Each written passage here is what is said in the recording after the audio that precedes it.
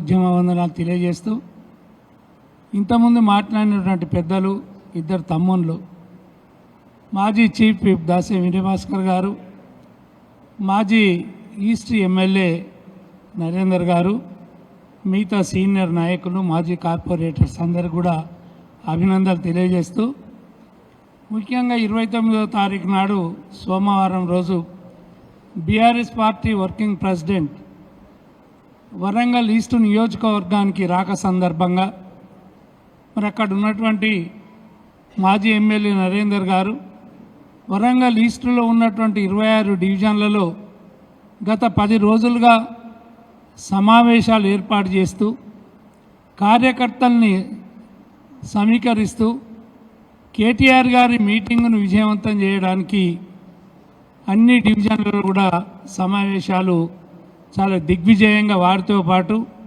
అక్కడ ఉన్నటువంటి సీనియర్ నాయకులు కూడా కలిసి ఒక సమన్వయంతో కూడా అన్ని డివిజన్లలో కూడా మీటింగ్స్ ఏర్పాటు చేసుకోవడం జరిగింది.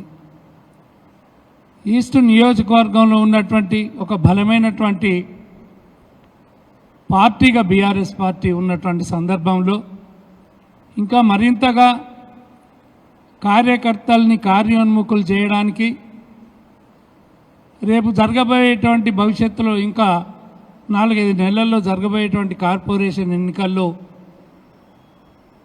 వివరించాల్సినటువంటి వ్యూహాలు కానీ ఎత్తుగడలు కానీ అవన్నీ కూడా చెప్పడానికి, అదేవిధంగా ఇప్పుడు జరుగుతున్నటువంటి 25వ తారీఖు నుంచి జరుగుతున్నటువంటి సర్ మీద పార్టీ చేపట్టబోయేటువంటి త్వరలో సభ్యత్వ నమోదు కార్యక్రమం మీద వారు కేటీఆర్ గారు సవివరంగా కార్యకర్తలందరినీ కూడా ఒక ఉత్తేజపరిచే విధంగా వారి యొక్క ప్రసంగం జరగబోతున్నది.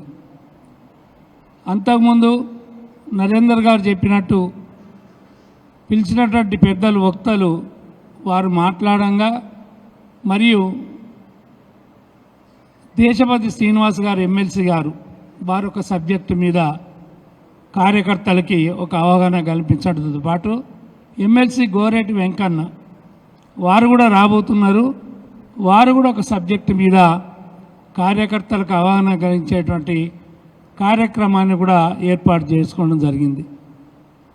ఇక అతిథులుగా మాజీ ఎంపీ వినోద్ కుమార్ గారు, శాసన మండలి డిప్యూటీ స్పీకర్ బండ ప్రకాష్ గారు, ప్రతిపక్ష నాయకులు శాసన మండలి మత్స్యాచారి గారు వారు కూడా రాబోతున్నారు. ఒక వరంగల్లో ఉన్నటువంటి కార్యకర్తలందరినీ కూడా సమీకృతం చేసి వారికి ఒక శాస్త్రీయమైనటువంటి పార్టీ పునర్నిర్మాణ కార్యక్రమాలను సవివరంగా వివరించడానికి కార్పొరేషన్ ఎన్నికలు కానీ ఇంకా 2 సంవత్సరాల తర్వాత జరిగేటువంటి అసెంబ్లీ ఎన్నికల్లో మనం వ్యవహరించాల్సినటువంటి పద్ధతుల గురించి కూడా కేటీఆర్ గారు సవివరంగా వివరించడానికి వారు రాబోతున్నారు.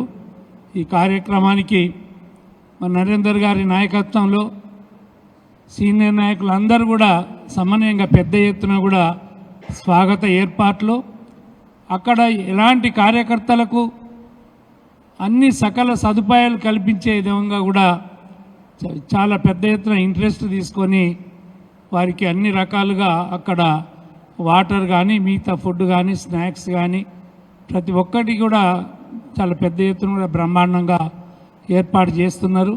కాబట్టి ఆ 24 డివిజన్లో ఉన్నటువంటి కార్యకర్తలకు, సీనియర్ నాయకులకు, మాజీ కార్పొరేటర్స్కు అందరూ కూడా చాలా పెద్ద ఎత్తున రావాలి. ఇది కేవలం ఏజెంట్లు, ముఖ్య నాయకులు, ఆయా డివిజన్లో ఉన్నటువంటి బూత్ లెవెల్ కార్యకర్తలకు మాత్రమే ఆహ్వానం ఉంటుంది.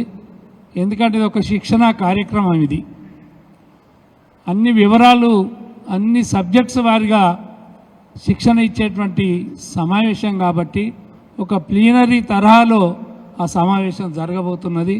ఆ విధంగా నరేందర్ గారు ఏర్పాట్లు చేస్తున్నారు కాబట్టి తప్పకుండా ఆ నియోజకవర్గంలో ఉన్నటువంటి 24 డివిజన్లకు సంబంధించిన డివిజన్కు 100 మంది చొప్పున మేము ప్లాన్ చేసుకోవడం జరిగింది.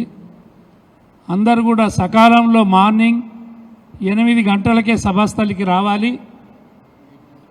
8:30కి బ్రేక్ఫాస్ట్ ఉంటుంది. అందరికీ సీట్ల ఏర్పాట్లు కూడా చేయడం జరుగుతుంది. 11:30కి అందరికీ స్నాక్స్ కూడా ఇవ్వడం జరుగుతుంది. 2 o'clock లంచ్ కార్యక్రమం కూడా ఉంటుంది. కాబట్టి ప్రెస్ మిత్రులకు కూడా విజ్ఞప్తి, అందరూ కూడా సహృదయంతో ఆ కార్యక్రమానికి రావాలి. మీకు సపరేట్గా గ్యాలరీ కూడా ఉంటుంది. సపరేట్గా భోజన సదుపాయాలు కూడా చాలా చక్కగా నరేందర్ గారు ఏర్పాటు చేయబోతున్నారు. కాబట్టి మీరు కూడా సహకరించి ఆ కార్యక్రమాన్ని దిగ్విజయం చేసే విధంగా ప్రజలకు వివరించాల్సిందిగా విజ్ఞప్తి చేస్తూ, ఈ అవకాశం ఇచ్చినటువంటి ప్లేస్ ఆల్రెడీ నరేందర్ గారు చెప్పడం జరిగింది. ఇటీవల జరిగిన రైతు సదస్సు జరిగినటువంటి ప్లేస్లోనే ఆ సమావేశం కూడా ఏర్పాటు చేయడం జరుగుతున్నది. వర్షాకాలం వచ్చినా కూడా జర్మనీ టెంట్లతో వేసి ఎవరికి ఎలాంటి ఇబ్బంది కలగకుండా కూడా పార్కు సదుపాయం కూడా వచ్చేటువంటి వాహనాలకు ఎలాంటి ఇబ్బంది కలగకుండా కూడా అన్ని ఏర్పాట్లు కూడా చేయడం జరుగుతుంది. కాబట్టి అందరూ సకాలంలో రావాలని సందర్భంగా ఒక ఈస్ట్ సభ్యత్వ నమోదు ఇన్ఛార్జిగా ఈస్ట్లో ఉన్నటువంటి కార్యకర్తలకు నాయకులందరికీ కూడా సవినయంగా విజ్ఞప్తి చేస్తున్నాం.